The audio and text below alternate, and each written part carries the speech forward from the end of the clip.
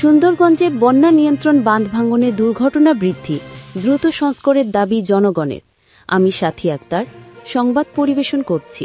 গাইবান্ধা জেলার সুন্দরগঞ্জ উপজেলার সুন্দরগঞ্জ পৌরসভা থেকে হরিপুর মাওলানা ভাসানী তিস্তা সেতু হয়ে কামারজানি পর্যন্ত বন্যা নিয়ন্ত্রণ বাঁধের দুই পাশে দীর্ঘদিন ধরে রাস্তার অর্ধেক ভেঙে পড়েছে।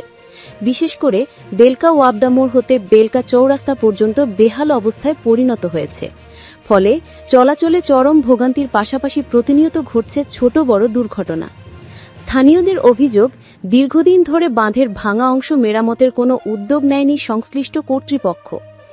এতে স্কুলগামী শিক্ষার্থী, কর্মজীবী মানুষ ও পথচারীরা প্রতিনিয়ত দুর্ঘটনার শিকার হচ্ছেন।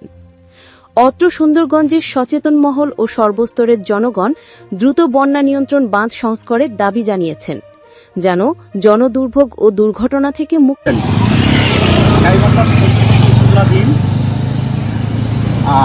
হরিপুর ব্রিজ টু সুন্দরগঞ্জ পর্যন্ত বন্যা নিয়ন্ত্রণ বাঁধ ভেঙে যাওয়ার কারণে প্রতিনিয়তভাবে এখানে এমন পয়েন্ট থেকে হরিপুর ব্রিজ পর্যন্ত এরকম ভাঙতি রাস্তা প্রায় 30-35টি হবে, আরো বেশি অনুরোধ জানাচ্ছি।